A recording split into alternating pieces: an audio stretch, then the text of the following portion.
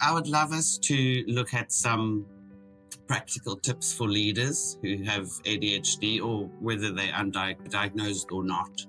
In particular, also look at what can this sort of way of thinking and operating offer as an unexpected benefit within a work environment. So what can leaders do with ADHD, Kiara?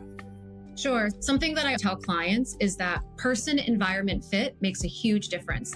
And so oftentimes I am working with folks who like what they're doing, but either the culture of the workplace or how they receive rules or how they receive feedback isn't aligning with the way that inspires them, that motivates them, that drives them to succeed. I encourage my clients to get really clear on what do you need at work, right? What do you need in the office, on your team to be able to feel supported? So oftentimes what I'm doing with clients and what I then encourage companies and organizations to do is to get really clear on a person's strengths. So if we can do any sort of character strengths assessment, so that's something that I often do with a lot of my clients when I'm working with clients, is this idea of helping them develop and identify their zone of genius. This isn't a term that I created, it's something I read somewhere, but we all have our zone of genius. Oftentimes we're being asked to operate outside of our zone of genius, which makes sense, right? We often have to be multifaceted in terms of being able to get work done.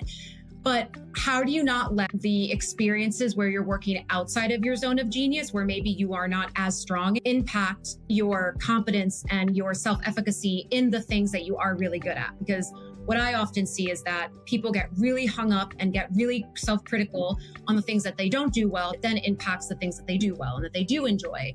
So I tell people to really emphasize strengths, to really figure out systems and what support systems are necessary to feel like not only you have a better understanding of what you need to thrive, but also do your leaders, does your boss, does your work team understand what you need to thrive, so that your strengths are complemented rather than made to feel like they're a deficit in some way.